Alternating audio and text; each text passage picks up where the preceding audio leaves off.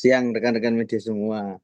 Kebetulan saya Deska Govinda selaku kuasanya Mas Fajar yang merupakan kemarin mungkin lagi rame beritanya tentang pelaporan atas ke Mas Vicky Prasetyo itu dugaan penipuan yang dialami Mas Fajar terkait jual beli terkait pembelian seperangkat sound system di Kapten Audio Surabaya untuk kopi revolusinya Mas Vicky yang di Semarang. Kronologi saya sendiri seperti apa sih Bang? Mungkin kronologisnya biar Mas Fajar yang cerita nanti kan lebih jelasnya gitu ya. Jar mungkin bisa dijelaskan sedikit bagaimana sih Bang kronologisnya kok bisa sampai akhirnya itu tertipu oleh eh, Mas Vicky Prasetyo gitu Bang. Ya, selamat siang rekan media semuanya.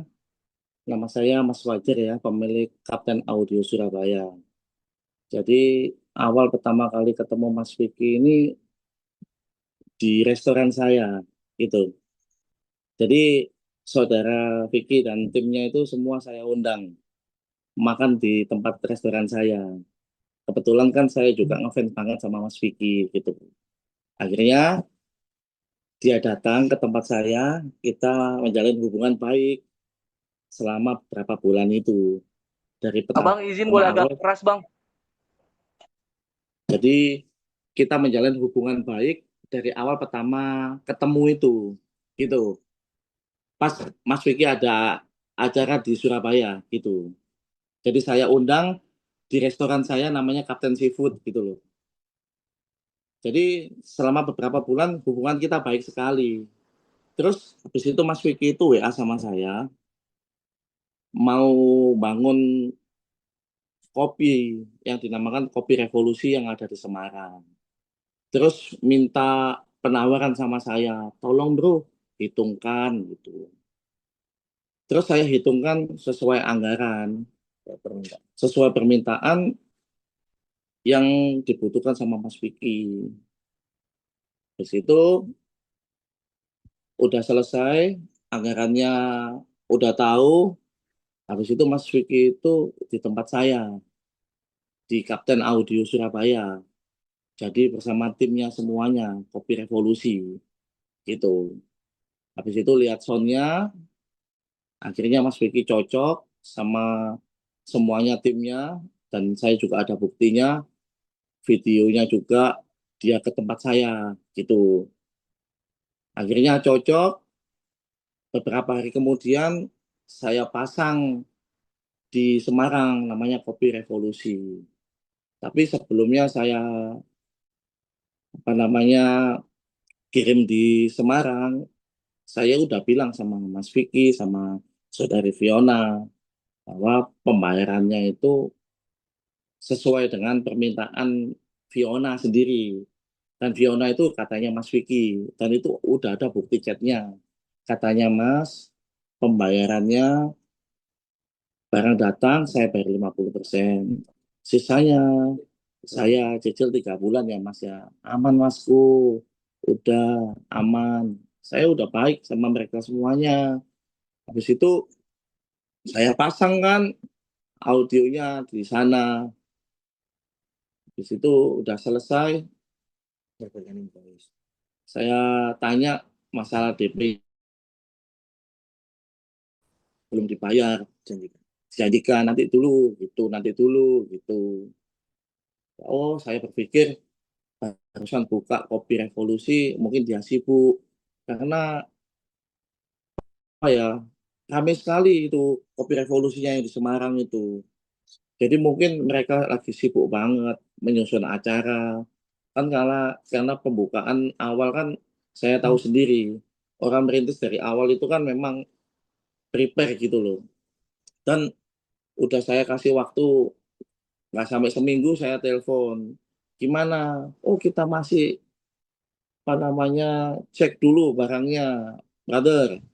Siap Mas Vicky, gitu. Habis itu dijanjiin lagi, Mas, kapan kapan kapan. Oh ya, pokoknya saya dijanjiin lah, pokoknya gitu. Saya nggak bisa ngomong panjang lebar di sini. Intinya saya dijanjiin Sampai puncak. sampai puncaknya ini saya udah cukup sabar gitu loh. Tapi Mas Vicky itu sebenarnya itu apa ya, sama Kak Fiona itu orang baik sekali gitu loh. Tapi ya saya nggak tahu gitu loh. Jadi saya sih kecewa gitu loh. Jadi kan kesabaran kan ya ada atasnya gitu loh Kak. Jadi sebelumnya kan transaksi itu saya udah bilang, Kak, saya benar-benar bantu barang ini gitu loh ya kan. Tolong Kak jaga kepercayaan saya. Karena saya juga dipercaya sama bos saya gitu loh. Saya lo bantu beneran gitu. Tapi siap Mas, aman itu gitu. Kak Fionanya bilang gitu. Ternyata sampai sekarang ini belum ada pembayaran sama sekali gitu.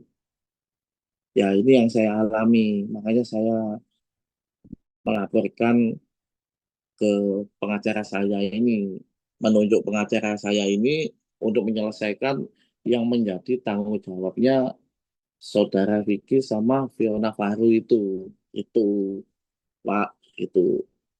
Jadi semuanya yang saya omongin ini ya benar-benar saya bertanggungjawabkan semuanya dan ada buktinya. Saya sebelum membuat laporan polisi juga saya juga berpikir dulu, nggak segegabah itu, secepat itu. Apa langkah saya ini benar apa enggak gitu loh.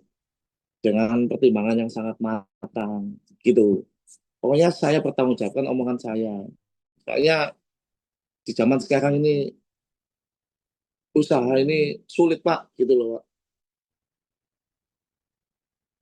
Halo. Ya. Jadi di zaman sekarang Bang, ini mungkin bisnis itu kerugiannya berapa aja, Bang? kerugiannya 213 juta gitu. Dan sudah dilaporkan ke Polda Jawa Timur itu kapan, Bang? Kemarin gitu. Tanggal 11. Kemarin itu tanggal 11 11 Juni, Bang. 11 Juni kemarin gitu. Karena saya seperti ini tuh saya ya ditagih-tagih sama yang di pusat gitu loh, Pak. Gitu loh.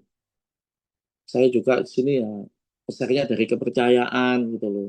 Jadi ya saya dari awal saya udah bilang saya bantu gitu loh. Dengan nominal nominal segitu kan besar kan bagi saya Pak gitu loh Pak. Itu ceritanya Pak.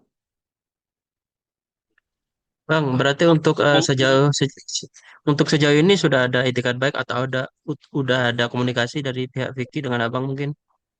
Jadi tak bantu jawab ya, Bang. Posisinya itu kan kami itu 2 kali lakukan somasi ke Mas Vicky sama Fiona dan dua-duanya nggak ada respon apa-apa. Mungkin di respon itu hanya sekali, Bang. Somasi pertama saya direspon, itu pun bukan dari Mas Vicky sama Fionanya ya. Yang respon ada salah satu mungkin orang kepercayaannya dia menghubungi saya.